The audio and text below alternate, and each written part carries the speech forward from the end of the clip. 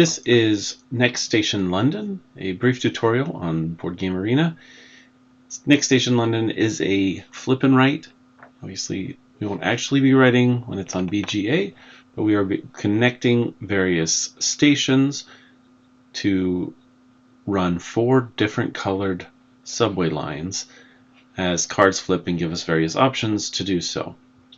So the game will be played in 4 main rounds, which will consist of flipping over one of these cards and continue flipping these cards over until all 5 of these station cards, these red ones, have been flipped over. Then it'll move on to the next station. Now notice, if you look over here, these are the different colors, and each of us have a different color. Well, in the actual game it's a pencil, but here it's just, it's a picture of a pencil. So I start off with purple, and my opponents start off with pink and green, and there's also a blue color. So we will go through the round, and I will first be drawing in purple, and then in the next round we will rotate pencils, and I will be drawing in a different color, and then a third color, and then a fourth color, until I have 4 different lines in different colors, and then we finish, and then the game is finished, and whoever makes the most points, the various points you can get on your connections, some public goals, and a few other things, will be the winner. So on your turn, there will be a card that shows up here. This is one of the pink cards, but the important part is the circle. This circle means you need to connect your station to your current line to a circle station. So my current line, because I'm purple, starts here. And the nice thing about BGA is it highlights the ones that you are able to make a connection from. And sometimes that will be multiple options, but it will always show you which one. If you have no options, you have to pass. You can always pass. Obviously you don't want to, unless that's the only thing that you can do, because there's no viable options available. You can't run through a track with more than one color, but other than that, you can connect any of these dotted lines that you see.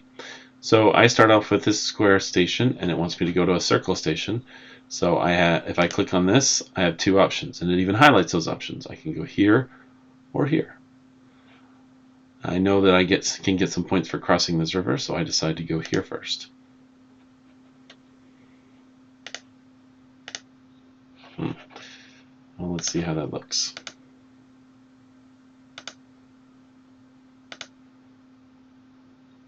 Okay, so it crossed that card out just so you can kind of track which cards are going. It made that connection, and now it says you need to connect to a triangle. You can connect to that triangle from either side, from this beginning end point or from the circle end point. And in this case, I have connections that can do both. I can connect to this triangle, or I could connect to this triangle, and so I can choose either one of those.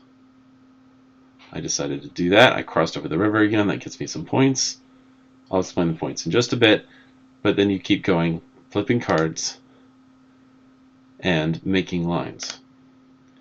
So the next one is a square. I can connect from either endpoint, but I cannot connect from the middle point. There's a special card that lets me do that, but in a normal card, if this just has a station type, then I can only connect from one of the ends of my line. So I can connect to this square, or I can connect to this square. I cannot connect from this circle to this square because it's in the middle of the line. You can't branch like that unless you get a special branch card. And it will continue on. I will make the connection. See, I'm back here. Notice we were getting a lot of the station cards, so this round could end more quickly than the others if all of these come out first. Now I've got some other cards here. This is just a regular square.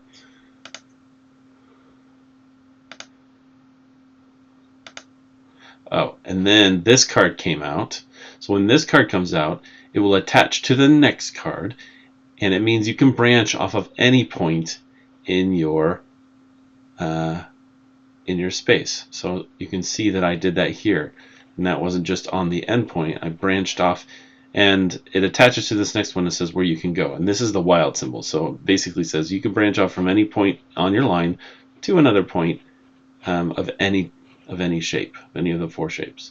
And so I either did this or this. I don't remember which one. I think I did this one.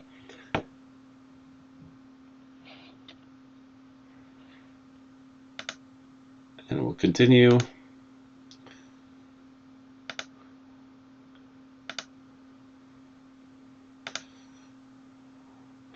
So then when you have a new one, you have now 3 endpoints that you can go from, right? Because you branched, I get endpoint from here, here, or here. Notice this is the only one that's highlighted because that's the only one that has a pentagon next to it. That's what I do. And now we switch. All right, so this is my line, and now we saw all 5 of those station cards, so it's switched to a new line, a pink one, and I start over from this pink. And before we get too far, let me explain how the scoring works. You can see I got some score. Everybody got some scoring. Now the way that this scoring works is, oh, that didn't.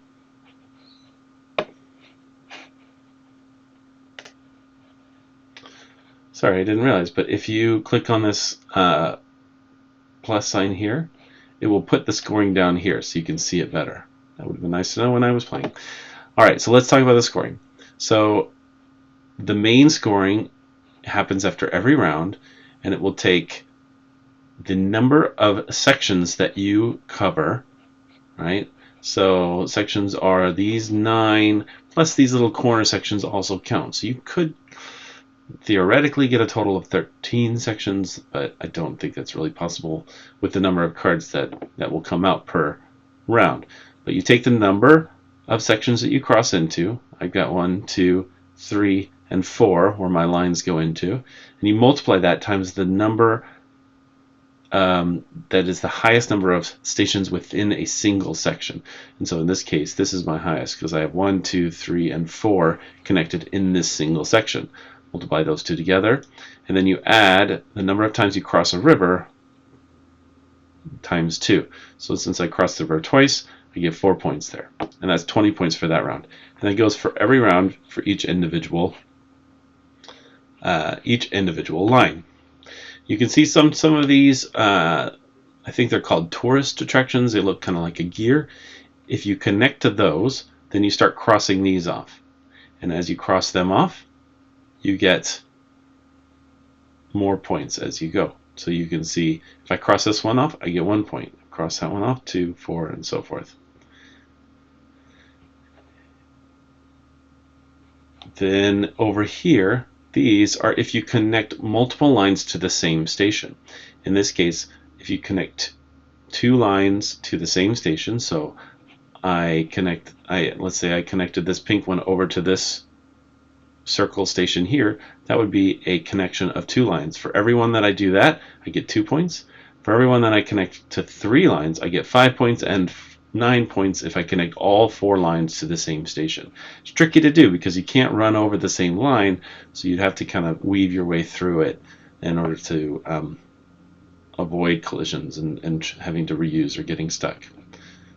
Finally, there are 2 public goals that each of us will have.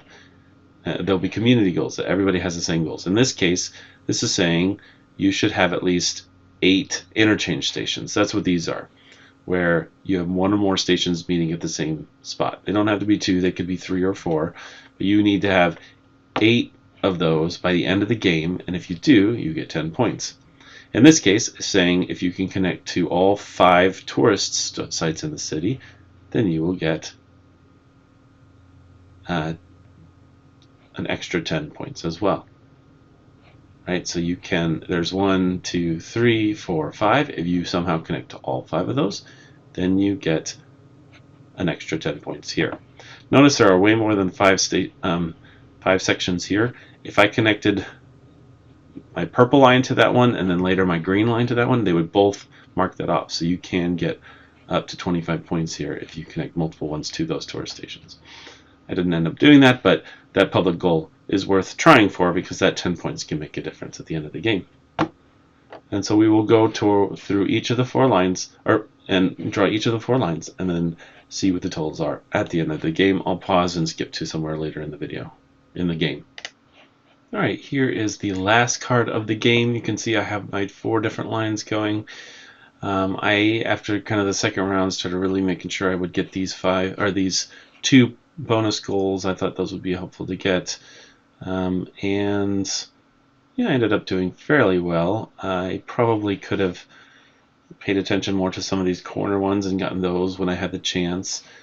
But yeah, I ended up getting second place here, where you can see I crossed out this many gears, and that got me 8 points.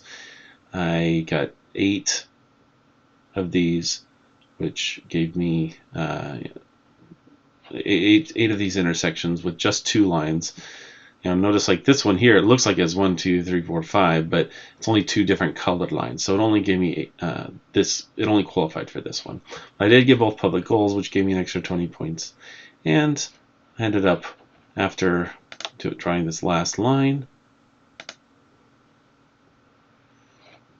getting into a new section with that,